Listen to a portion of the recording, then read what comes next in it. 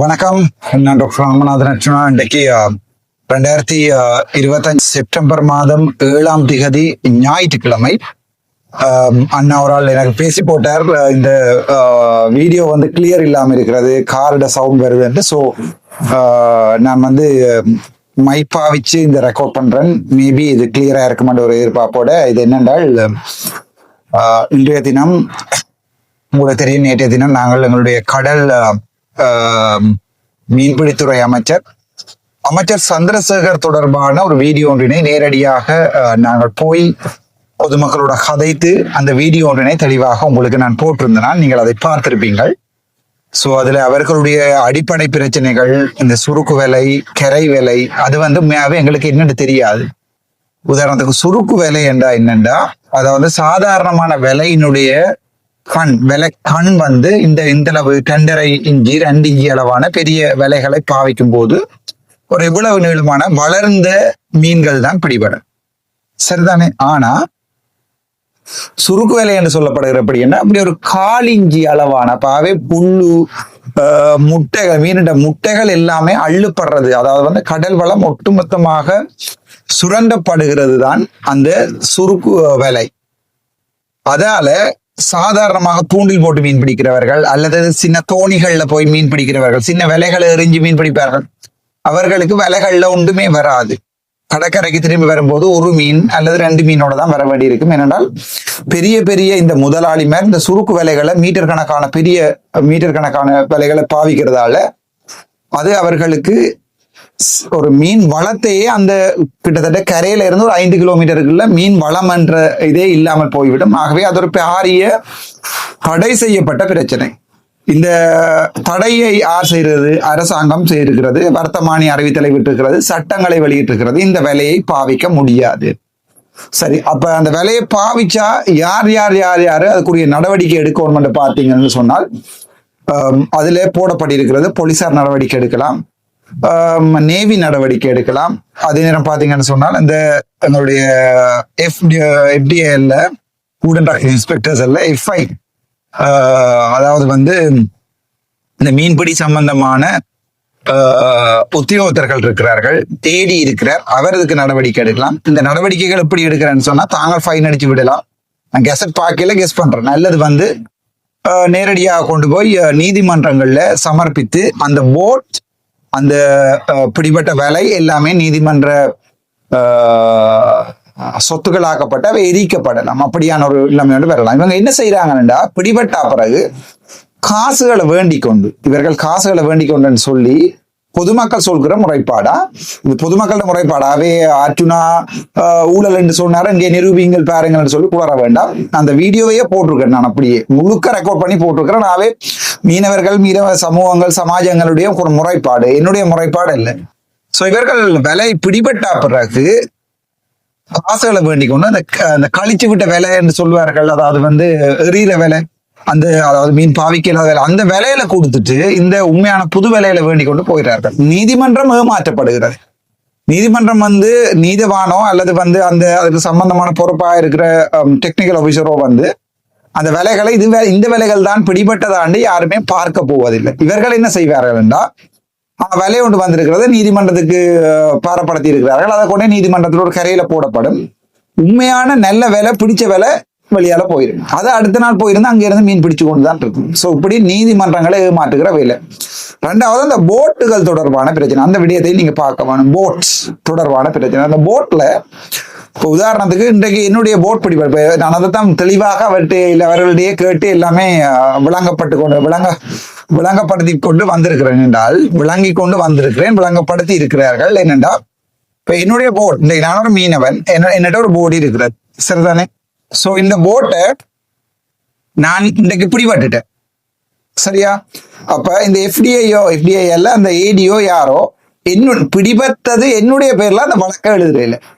என்னுடைய தம்பி, ஸ்கூலுக்கு போற தம்பி, கடை வச்சிருக்கிற அண்ணியனுடைய பேர்ல தான் கொண்டு போய் நீதிமன்றத்துல பாரப்படுத்துறது. சோ கடை வச்சிருக்கிற தம்பிக்கு 15,000 ரூபாய் 10,000 ரூபாய் ஃபைன். அதுக்கு பிறகு அந்த ஏற்கனவே போட்டை எல்லாம் மாத்திடுவார்கள். இங்க என்ன நடக்குதுன்னு சொன்னா, இந்த போட் வள்ளம் வந்து பதியப்படுகிறது. எங்கேன்னு சொன்னால்,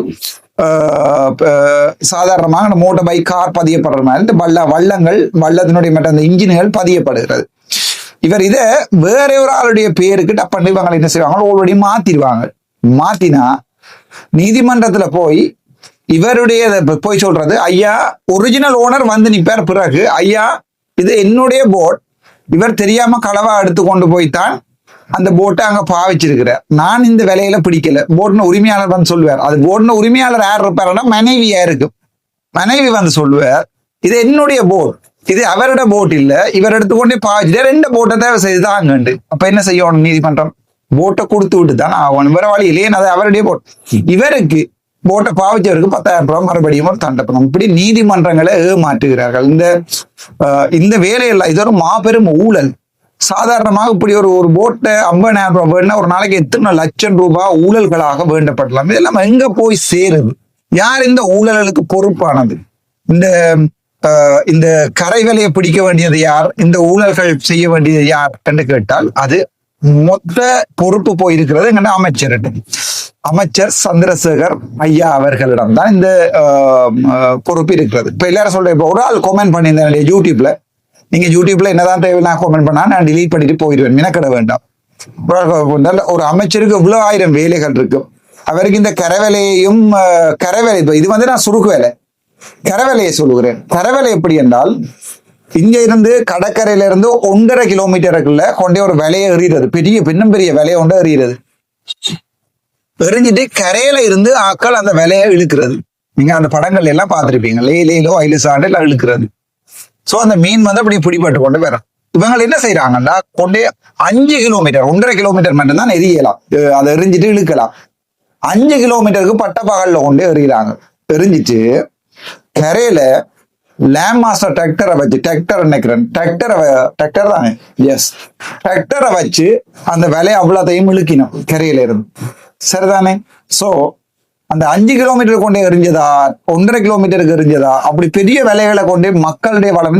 இங்க சாதாரணமாக அந்த விலை இழுக்கிற தொழிலாளிகளுக்கு வருமானமும் இல்லை, தொழிலும் இல்லாம போகுது. 2வது 1.5 கிலோமீட்டர்ல எரிஞ்சிருக்கா, 5 கிலோமீட்டர் எரிஞ்சிருக்கான்ற ஒரு இன்ஸ்பெக்ஷன் ஒன்று செய்யணும். இதுவரை காலமும் என்ன இன்ஸ்பெக்ஷன்ன்றதை இந்த இவங்க செய்திருக்கணும்னு சொன்னா கேள்வி. இப்ப இதுகளுக்கு ஒரு பொறிமுறைகள் உருவாக்கப்பட வேண்டும். அதாவது வந்து அந்தந்த மீனவ ஒரு அமைச்சர் போய் டெய்லி பார்த்தோன்னிக்கலானே 1.5 கிலோமீட்டர் எறிகிறாங்களா, 5 கிலோமீட்டர் எறிகிறாங்க, அதுக்கு தான் ஃபிஷரி டிபார்ட்மெண்ட் இருக்கிறது, அசிஸ்டன்ட் டைரக்டர் ஏடி இருக்கிறார். அப்ப என்ன செய்யணும், ஒரு பொறிமுறைகளை உருவாக்கணும், ஒரு மனசுத்தியோட ஒரு பொறிமுறைகளை உருவாக்கணும். ரைட், ஒவ்வொரு சமூகத்திலையும் ஒரு கொஞ்சம் பேரை இதுக்கு பொறுப்பானதா விட்டு அதை பார்த்து பிடிச்சு அதுக்குரிய நடவடிக்கைகளை செய்யறதுக்கு ஒரு பொறிமுறைகளை உருவாக்கணும். ஆனா இந்த மீன்பிடி அமைச்சர் இவர் செய்யறாரான்னு கேட்டா சுத்த சீரோ. அமைச்சருக்கு இது தொடர்பான எந்த ஒரு நாலேஜும் இல்லை. இப்ப எனக்கு கூட இல்லை, நான் ஒரு பாராளுமன்ற உறுப்பினராக வந்து நான் மீனவ தொழில இவ்வளவு ஆழம் செய்யலை. அப்ப நான் போய் அவர்களோட கதைச்சு அந்த விடயங்களை கேட்டு என்ன ஏதென்று கேட்டுத்தான் நான் வந்து உங்களுக்கு இந்த வீடியோவை, அந்த கதைச்ச வீடியோவையும் போட்டுக்கிறேன். இந்த வீடியோவை உங்களுக்கு தெளிவா போடுறேன். நாங்கள் எல்லாருமே போய் சந்தையில மீன் வேண்டுவோம் அல்லது வந்து இறால் வேண்டுவோம், கனவா வேண்டுவோம். ஆனால் அந்த ஒரு சமூகத்தை நாங்கள் யாரும் திரும்பி பார்க்கிறோமான்னு கேட்டா இல்லை. ஒரு மீனவ சமூகம் கஷ்டப்படுது, அவங்களுடைய அன்றாட பிரச்சனைகள் என்ன, அவங்க தான் எங்களுக்கு சாப்பாடை கொண்டு வராங்க. ஒரு விவசாய சமூகம் அன்றாடம் கஷ்டப்படுது, உரம் இல்லை, மானியங்கள் இல்லை. அல்லது நேற்றைய தினம் எனக்கு கோல் வந்திருக்கிறது, சங்கானையில இருந்து கோல் வந்தது. எப்படி என்று பாத்தீங்கன்னு சொன்னால் சின்ன வெங்காயம் இப்போது துப்புரவாக வில்பறையில கொள்வன விலை 100 ரூபாய்.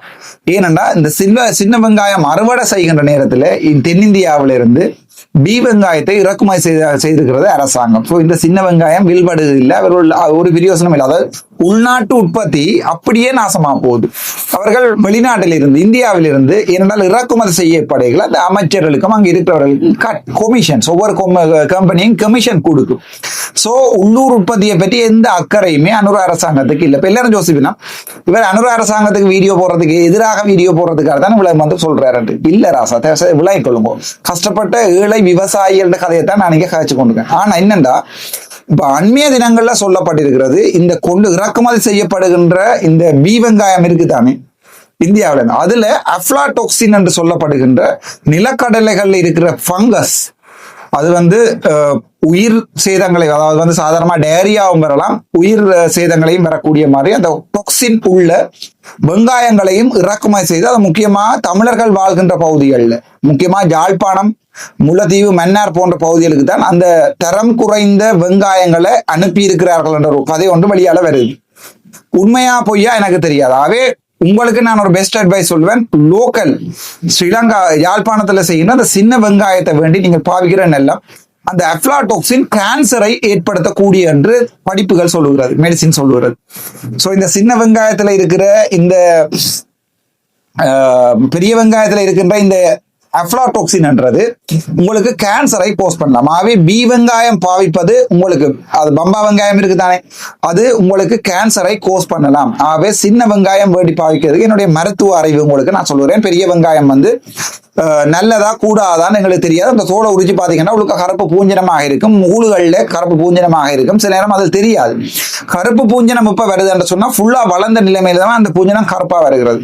அஃப்லாடாக்சின் அந்த ஒரு காளான்ல இருந்தான் வாரது, ஒரு பூஞ்சனத்துல இருந்தான் வாரது. அது நாங்கள் இருக்கா இல்லையான்றது வெங்காயத்தை கழுவுறதால நாங்கள் கண்டுபிடிக்க முடியாது. ஆகவே முடிஞ்ச வரைக்கும் நீங்கள் இந்த பி வெங்காயம் பாவிக்காம வர்றது நல்ல விடயம். சரி, அது இன்னொரு விவசாயம் தொடர்பான செய்தி.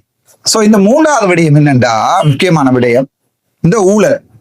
இந்த ஊழல்ல இப்ப நான் போட்டிருப்பேன் அமைச்சர் சந்திரசேகர் அவருடைய ஊழல் தொடர்பான வீடியோ ஒன்று. ஆகவே நீங்கள் இந்த வீடியோவை நீங்கள் இதுல இருந்து பார்க்கலாம். இவர் ஒரு மீனவ சமூகங்களோட போய் ஒரு கடலட்டை பண்ணை சமூகத்தோட கதைக்கின்ற வீடியோ ஒன்றை எனக்கு லீக் பண்ணியிருக்கிறார்கள். சரிதானே? அந்த வீடியோவை முதலாவதா பார்த்து விட்டு நாங்கள் அதுக்குரிய கருத்துக்களை கதைப்போம்.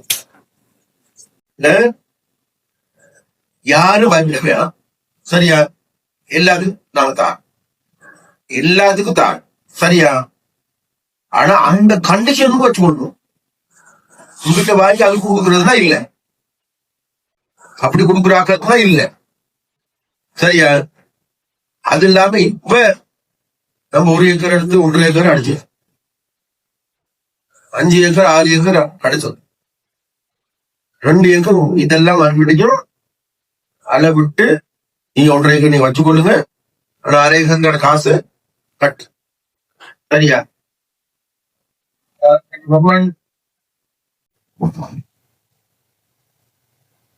இந்த வீடியோ நீங்க பார்த்திருப்பீங்க. இதை தெளிவா பாத்தீங்கன்னா தெரியும். கடைசி நேரத்துல என்னோட அமைச்சர் சொல்றார், நீங்கள் 5 ஏக்கர் பிடிச்சு வச்சிருப்பீங்க, 6 ஏக்கர் பிடிச்சு வச்சிருப்பீங்க, 4.5 ஏக்கர் பிடிச்சு வச்சிருப்பீங்க, பிரச்சனை இல்லை, பிடிங்க, கடல் தானே, பிடிங்க, பிரச்சனை இல்லை. ஆனா நீங்க அதை எல்லாத்தையும் 1.5 ஏக்கரா மாத்துங்க. மாத்திட்டு 1/2 ஏக்கர் அதை சொல்றாரு, அரசாங்கத்துக்கு 1/2 ஏக்கருக்கு மட்டும் காசை கட்டுங்கோ, மிச்சம் 1.5 ஏக்கரை நீங்க கள்ளமா 1 ஏக்கரை கள்ளமா பிடியுங்கோ என்று சொல்லுகின்ற ஒரு அமைச்சர். எப்படிப்பட்ட ஒரு ஊழல்வாதி! இப்ப நான் ஒரு மேடையில போய் நின்று, வைத்தியர்களே நீங்கள் 8 மணில இருந்து 4 மணி வரைக்கும் வேலை செய்ய வேண்டாம், நீங்கள் ஒரு 2 மணி நேரம் வேலை செய்யுங்கள், மிச்ச நேரம் முழுக்க கள்ளமாக ஓவர் டைம் எழுதுங்கள் பட்டு நான் சொன்னா எப்படி இருக்கு? எப்படிப்பட்ட ஒரு ஊழல்வாதி நான்! ஒரு ஒரு ஒரு நல்ல தெளிவான வீடியோ ஆதாரங்களோட வந்திருக்கிறது. இதுல நீங்க பார்க்கலாம். சொல்ல இல்லாத நீ சும்மா குற்றஞ்சாட்டுறாய், உனக்கு ஆதாரங்கள் இல்லை என்று இந்த அமைச்சர் சந்திரசேகர் தெளிவாக இந்த வீடியோவில் சொல்றாரு. என்ன சொல்றாரு? நீங்க ராசா 1.5 ஏக்கரை பிடிங்க கடற்கரையில, ஆனா 1/2 ஏக்கருக்கு காசை கட்டுங்க சொல்லுகின்ற அமைச்சர் 4 ஏக்கர் பிடிச்சிருக்கிறவன்டையும் 10 ஏக்கர் பிடிச்சிருக்கிறவன்டையும் எவ்வாறு கைவிட்டு வேண்டுவார்? நினைச்சு பாருங்க. நீங்க பகிரங்கமாகவே ஒரு அமைச்சர் சொல்றாருண்டா, நீங்க 1.5 ஏக்கர் பிடிங்க ராசா, 1/2 ஏக்கருக்கு மட்டும் ஏடிட்ட கொண்டே ஃபிஷரி டிபார்ட்மெண்ட்டுக்கு காசை கட்டுங்க, டிஎஸ்ட காசை கட்டுங்கன்னு சொல்லுகின்ற ஒரு அமைச்சர் எப்படிப்பட்டவர்? சோ ஒரு அமைச்சு பதவிகள் எப்படி நடத்துறது என்பது தொடர்பாக ஒரு அடிப்படை அறிவு ஒன்று இருக்கணும். ஏலவல் படித்த ஒரு அமைச்சரோட நான் இவற்றை எதிர்பார்க்கிறது பிழை. 2வதா சொல்லுறேன். என்ன உதாரணம்? இப்ப நான் ஏன் அவற்றை கல்வி தகமையை நீங்கள் குறை பெறுறீங்கள், ஏன் அவருடைய அரசியலை பாருங்கன்னா, இவர் எங்களுடைய அரசியலுக்கு வந்தது எந்த மக்களுடைய வாக்குகளாலையும் இல்லை. இவரோட எனக்கு தனிப்பட்ட பிரச்சனையான கேட்டா இல்லை.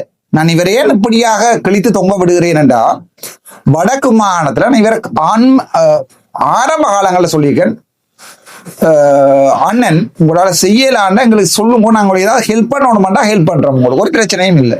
ஆனா தயவு செய்து உங்கள எதிர்பார்ப்போடு இருக்குது. இப்ப ஏற்கனவே ஒரு மீன்பிடித்துறை அமைச்சர் இருந்தவர் யாரு, டக்ளஸ் தேவானந்தன் சொல்லி வேலை இல்லை. ஆனா நேற்று வடமராட்சி கிழக்குக்கு போய்க்குள்ள அவங்க சொல்றாங்க, இந்த இருக்கிற மனுஷனை விட டக்ளஸ் ஒரு பரவாயில்ல, கோல் பண்ண அடுத்த நிமிஷம் இடத்துல நிற்கும், என்ன பிரச்சனை கேட்க அவர் டக்ளஸை பற்றி சொன்ன பொதுமக்கள் சொன்ன கருத்து, நான் கதை கேள. ஒட்டுக்குழு ஆக்களை துளைச்சது, எல்லாரையும் கொலை செஞ்சது, அதுல அந்த சந்தேகம் இல்லை, அது நடந்ததுதான். ஆனா அதுல எந்த சந்தேகமும் இல்லை எனக்கு. ஆனா எனக்கு இது நேற்று மீனவ சமூகங்கள் என்று சொல்லப்பட்ட கதனம். ஆகவே ஒரு புது அமைச்சர் வந்தா பழைய அமைச்சரை விட ஒரு தெளிவாக வேலை செய்கின்ற கெப்பாசிட்டி உள்ள ஒரு 4 நடவடிக்கை எடுக்கின்ற அன்றகுமார சாநாயக வருகிறார்ன்றதுக்காண்டி பிள்ளைத்தாச்சி மாதிரி போட்ல ஏறி நிக்கிறதுல ஒரு பிரயோசனமும் இல்லை. நீங்க தயவு செய்து வடக்கு மாகாணத்துல இதுவரைக்கும் இந்த ஒரு வருடத்துல எங்களுடைய மீனவ சமூகத்துக்கு என்ன செய்திருக்கிறீங்கள் என்றதை தான் நாங்கள் பார்க்கிறோம். சோ டப்பன் என்ன கேட்பேன், டாக்டர் நீங்க எம்பியாக என்ன செஞ்சிருக்கிறீங்க, 507வது வீடியோ இது ஏறுகிறது இந்த யூடியூப்ல.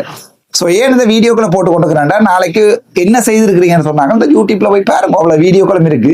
அவ்வளவு வீடியோக்களை நான் என்ன செஞ்சிருக்கிறேன், என்னென்ன நல்ல விஷயம் செஞ்சிருக்கிறேன், என்ன ஒரு எதிர்கட்சியில இருந்து கொண்டு என்னென்ன செய்திருக்கிறேன், என்னென்ன செய்யலாம் என்பதை, என்னென்ன செய்யலாம் என்பதை பாருங்க. இப்ப என்னட்ட ஒரு பதவி இருந்து, என்னட்ட ஒரு அதாவது அதிகாரங்கள் இருந்து, அத்தாரிட்டி, ரெஸ்பான்சிபிலிட்டி, அக்கௌண்டபிலிட்டி, சரிதானே, AAR என்று சொல்வார்கள், அத்தாரிட்டி, ரெஸ்பான்சிபிலிட்டி, அக்கௌண்டபிலிட்டி, இந்த 3 இருக்குமாக இருந்தா நான் அட்லீஸ்ட் எங்களுடைய அமைச்சர் சந்திரசேகரோட கொஞ்சம் பெட்டரா செய்வேன் ஒரு நம்பிக்கை எனக்கு இருக்கு. சரிதானே, ஒரு எதிர்கட்சியில இருந்து நான் போய் இவ்வளவு ப்ரெஷரை ஏற்படுத்துகிறேன் என்றால் எல்லாருமே கேட்பாங்க, நீங்க என்ன செஞ்சிருக்கீங்க. எதிர்கட்சியில ராமநாதன் அர்ச்சுனா இருக்கிறதே அரசாங்கத்துக்கு ஒரு பிரச்சனை ராசா, பெரிய பிரச்சனை, அதை வடிவா விளையம் கொள்ளுங்க. அவை என்ன செஞ்சேன் 5 நிமிஷத்துக்கு ஒருக்கா என்னோட கேட்க வேண்டாம். எதிர்கட்சியில இருக்கிறதே ஒரு பெரிய பிரச்சனை. ஏன் எல்லாரும் என்னட்ட வராங்க கதை என்று. இந்த ஒவ்வொரு பாராளுமன்ற உறுப்பினர்கள் இருக்கணும் தானே, வடக்கலையும் கிழக்குலையும், ஏன் போகாம அம்பாறை, மட்டக்களப்பு, திருவோணமலையில இருந்து என்னட்ட வராங்க கதை என்று. ஏனென்றால் நான் மாற்றங்களை ஏற்படுத்தி இருக்கிறேன் ஒரு நம்பிக்கை. அவன் கதைச்சா நடக்கும் என்கின்ற அடிப்படையில தான். அது உங்களுக்கு இல்லை என்று நீங்கள் குத்தி முறிஞ்சா நான் பொறுப்பு இல்லை. ஆனா நான் இது தெளிவாக சொல்றேன் உங்களுக்கு, எதிர்கட்சியில ஒரு பாராளுமன்ற உறுப்பினராக இருந்து என்னால செய்ய வேண்டிய சகல விடயங்களை நீட்டா நான் செய்து கொண்டுதான் இருக்கிறேன். அதுல உங்களுக்கு எந்த சந்தேகமும் வேண்டாம். இந்த விடயம் இன்னொரு சின்ன உதாரணம், நம்மளுடைய மானா பிரதீபன் அரசாங்க அதிபர் முதல் நாள் எங்களுடைய அமைச்சரை வச்சுக்கொண்டு அவருக்கு ABCD படிப்பிப்பாராமண்டு எனக்கு டிஎஸ் ஆஃபீஸில் டிவிஷனல் செக்ரட்டரியல்ல ஒர்க் பண்றார்கள், அது நேரம் கவர்மெண்ட் ஏஜென்ட் ஆஃபீஸில் வேலைகிறார்கள் சொல்றாங்க. ஏன்னா அமைச்சருக்கு அந்த டிசிசி மீட்டிங் எப்படி நடத்தணும், என்னென்ன நடவடிக்கை எடுக்கணும், இந்த வடக்கு மாகாணத்துல ஜாழ்ப்பாணத்தின் அபிவிருத்தி எப்படி செய்யணும், 0 knowledge, ஒன்றுமே கையாளாகாத அமைச்சர். அது நான் நேர சொல்றேன், அவரை தனிப்பட்ட ரீதியா நான் எப்பவுமே ஒருபோதுமே விமர்சிக்கல. ஒன்றுமே தெரியாத ஒரு அமைச்சரை தான் நாங்க வச்சிருக்கிறோம். சோ நீங்க என்னோட கேட்டா, ஆனா இது உங்களுக்கு எல்லாம் தெரியுமா, உங்களோட கொஞ்சம் குத்திமுறையில இருக்குதானே சொம்பு தூக்குறது. சோ உங்களுக்கு சொல்லக்கூடிய பதில் எஸ், நீங்க என்னோட பதவி வரைக்கும் நான் செய்யலைன்னா நீங்க கதையுங்க. என்னோட பதவிகள் வரும்போது, வடக்கு மாகாண சபை வரும்போது, இப்ப அரசாங்கம் சொல்லி இருக்கிறது, அந்த வடக்கு மாகாண சபையில இருக்கின்ற அந்த சட்ட மூலத்துல மாற்றங்களை கொண்டு வரணும். 13ஆம் திருத்த சட்டம், 15ஆம் திருத்த சட்டம், 13+, 19+ எல்லாத்துலயுமே அரசியலமைப்பு சட்டங்கள்ல மாற்றங்களை கொண்டு வரணும்.